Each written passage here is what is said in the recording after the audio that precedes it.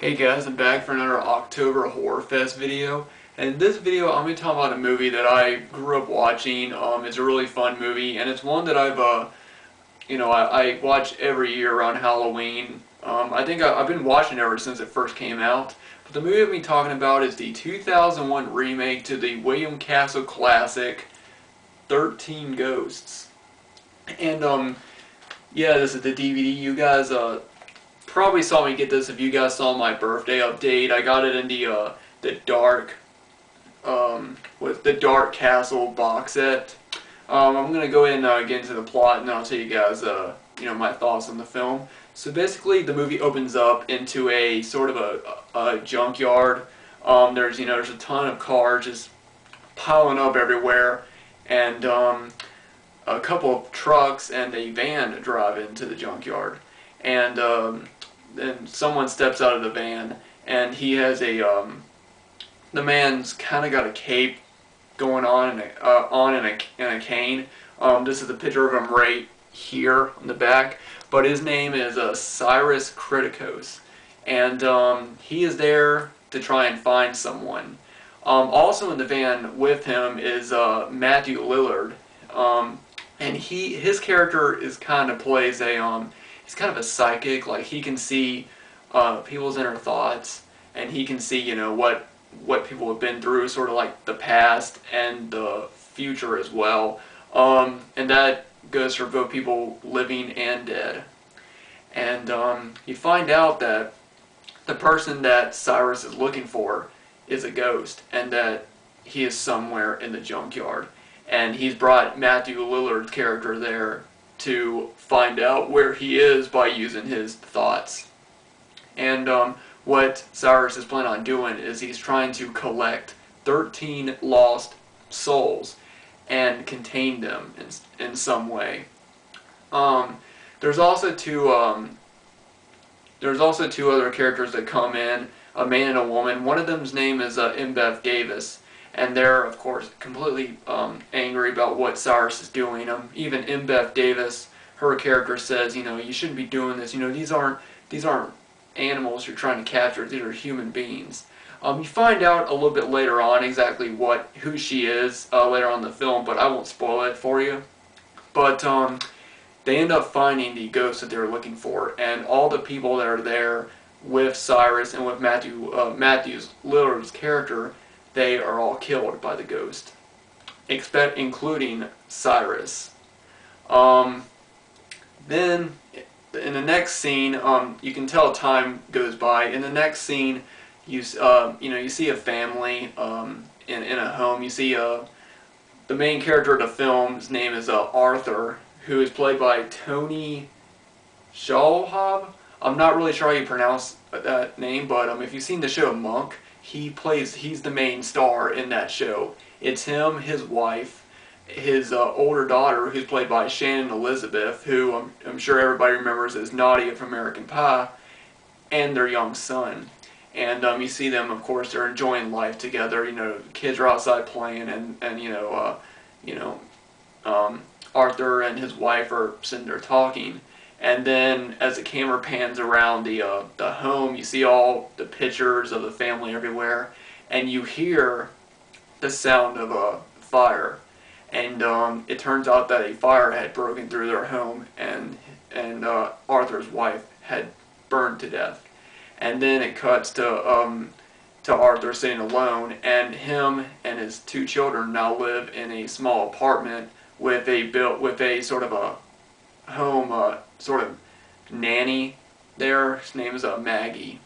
And of course, their apartment's really small. And at one point, Arthur trips over his son's scooter. His son's really into death and into horror. You can tell, like, he's wearing a t-shirt with a skeleton on it, and he's got a tape recorder, and he's kind of doing sort of a news, like, radio thing, even though he's only talking to himself, and he's talking about, oh yeah, there was a body that was found behind Dunkin' Donuts, decapitated. So you can tell that he's got sort of an interest in death and things like that.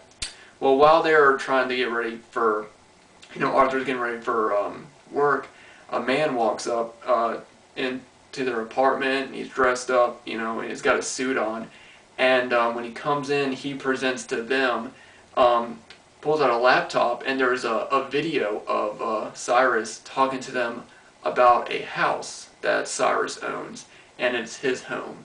And he tells them that he is giving Arthur the home that they're going to because he wants to make up for not being there.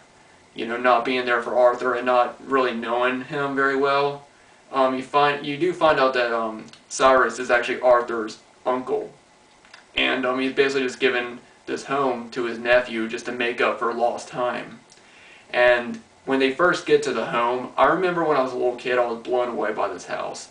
It's completely made out of glass. There's writing all over the wall. It looks like cursive when you first see it, and all the walls move. All the doors are made out of glass. And the house is there's multiple bedrooms.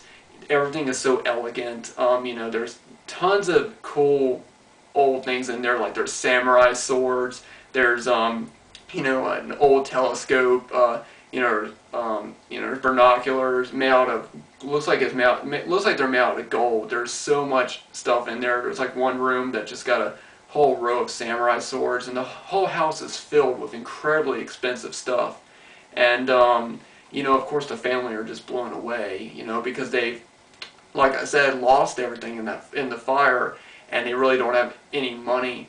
And you know, the man that comes and gets the family was the lawyer of Cyrus, and he tells them that, you know, Cyrus was a genius when it comes to finances, and they never have to worry about money ever again.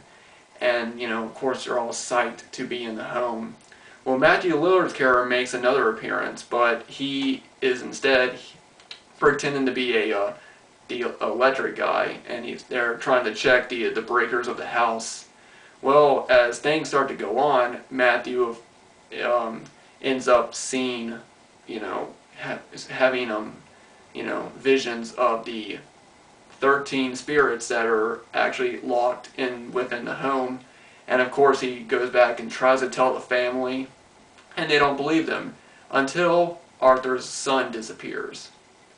And that's as far as I'm going to get with the movie. Now, my thoughts on this, I really do love this movie. I hear a lot of people hate on this movie a lot, and I think the reason why is because it's so different from the William Castle classic film. This is more of a fun horror movie. It's not scary. It's a fun movie. There's some really funny moments in it. There's also some very suspenseful moments in it as well. And it's just one of those, you know, just one of those fun movies. If you're looking to sit down and have a good time, this is definitely one movie I'd recommend, you know, just popping in. There's also some pretty cool gore effects in it and some good kill scenes. Like, my favorite death in the entire movie, which I won't give away what character, but as I said, the doors, you know, they're sliding doors and they're all made out of glass. And some doors, they'll go down or they'll come up. There's one door that are, you know, two glass, and they're like, kind of like elevator doors, how they close like that. And there's one character that is standing in the middle of it, and he gets just cut in half from, you know, down the middle. And there's a scene where the front half of his body slides down the glass, and then you see the, you know, the back half of his body still standing up, and you just see everything that's on the inside of him, and everything, all the blood and everything, you know, and then that part slides down. That's always been my favorite death scene in the whole movie. So the gore in it is pretty cool. The gore in it was actually done by Greg Nicotero and Howard Berger, who, as you guys know, has worked on so many amazing films like The Evil Dead, or Evil Dead 2, and so many other amazing movies. I think the gore is one of the best parts of this movie. But yeah, if you're looking for just a fun movie to watch on Halloween, that's got some goofy moments, but at the same time it's pretty serious. I definitely recommend checking this one out. I know it gets hated on a lot, but I've always enjoyed this. I mean, I'm pretty sure I enjoy this because it's a movie that I've watched ever since I was little, so I have that sort of nostalgia to it. But I always remember just absolutely loving this movie, and the house that they're in. First time I saw it, really blew me away. And I'm sure if you watch this movie for the first time, I think that the house will really impress you. You know, it's one of the coolest parts about the whole movie is the house that they're in. You do find out what the writings on the wall mean, but I won't get into what that means. You'll just have to check the movie out. But yeah, if you've seen 13 Ghosts, definitely let me know what you guys think about this, because I think this is a really cool, really fun movie. And I'd love to know other people's opinions. I know there's a lot of bad reviews and bad opinions on this movie, but definitely let me know if you guys have seen it. And if you haven't seen this yet, I recommend checking it out. I'm sure the DVD is pretty cheap online. I got mine for like under $4 along with the other 5 movies in that box set, which was pretty sweet. So, yeah, 13 Ghosts. Definitely check it out.